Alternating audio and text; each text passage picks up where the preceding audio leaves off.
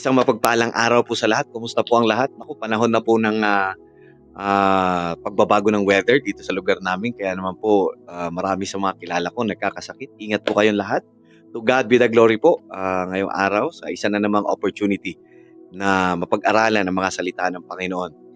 Kami po ay naniniwala that the Word of God is alive and active and it is a light that guides us as we exercise po our Christian living. Kaya po, mahalaga na bago pumasok sa trabaho, sa school, o kahit na anong gawaing bahay, dapat tayo makapagbaon ng salita ng Panginoon. Amen po ba? Again po, welcome namin kayo dito sa Diakonos.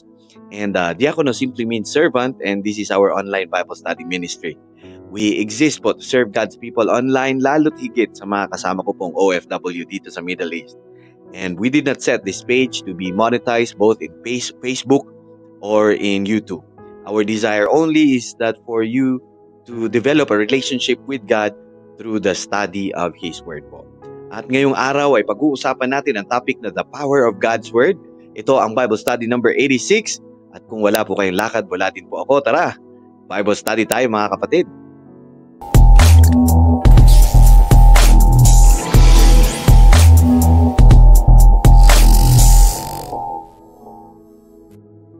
So ang verse natin today is found in Isaiah 55:11. It says, "So shall my word be that goes out from my mouth.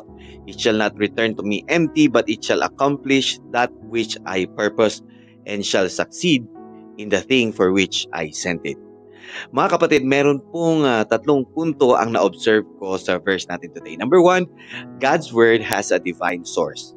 On the onset po, sa bungad pa lang ng verse, it qualifies that His word comes from God Himself, signifying its divine origin and authority, mga kapatid. Ito po ay paalala or reminder sa atin na i-prioritize natin ang mga salita ng Diyos as a source ng truth, guidance, and strength.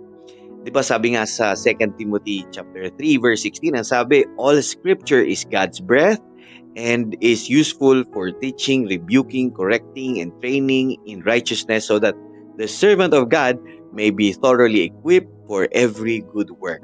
Mga kapatid, we need to give priority to God's word because it is the light that guides us as we walk in our Christian living. Amen po ba? So sino po ba ang mas may nakakaalam kung paano tayo mamuhay other than the Creator and the source of life Himself? Only God, mga kapatid. So, ang sabi nga ni Jesus, a man shall not live by bread alone, but on every word that comes out from the mouth of God. Matthew chapter 4 verse 4.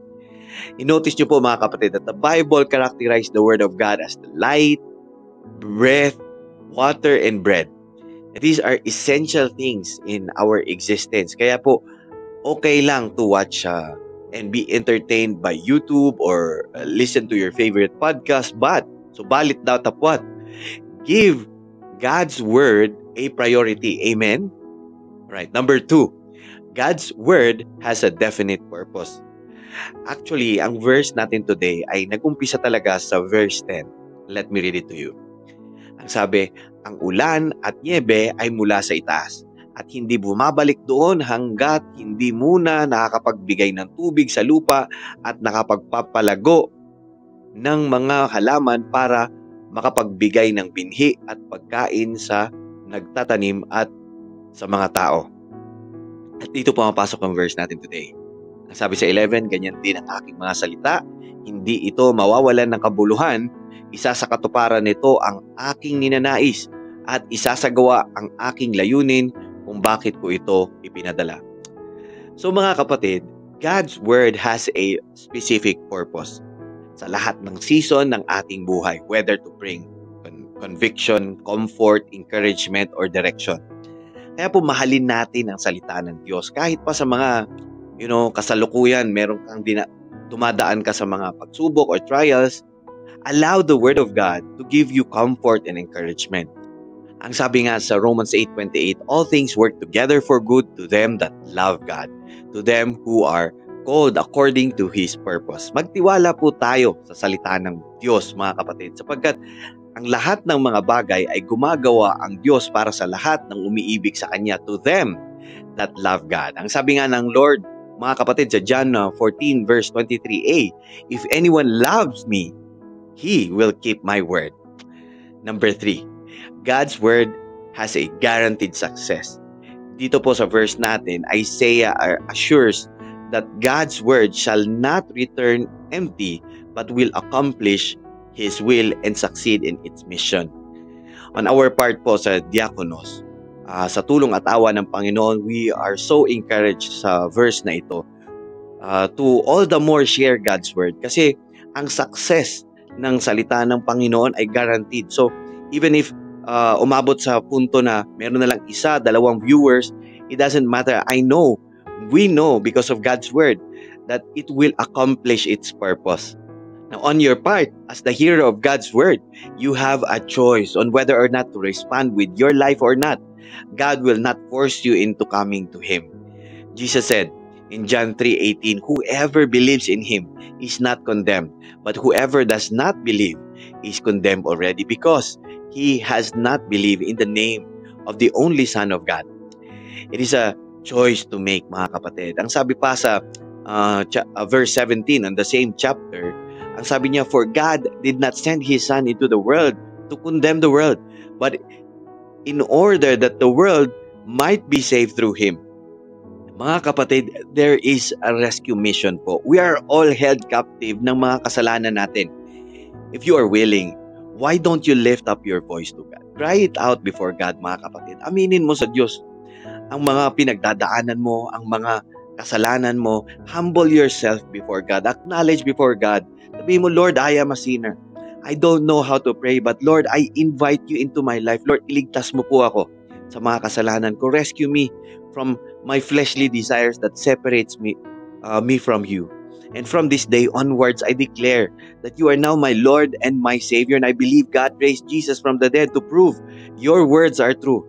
Kapatid, alam niyo po, if you have made that prayer, you are now a believer secured in Jesus' promises. And I encourage you, kapatid, to find yourself a Bible-believing church. Magpa-disciple ka.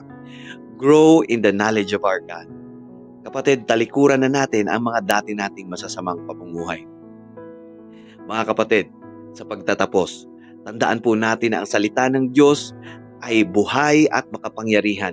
Ito po ay nagmula sa Diyos. May layunin at tiyak ang tagumpay. Huwag po nating baliwalain ang mga salita ng Diyos sa ating buhay. Dahil ito po ang ilaw at gabay natin sa bawat hakbang bilang mga believer. Amen? Ibigay po natin ang ating mga puso at buhay sa Kanya.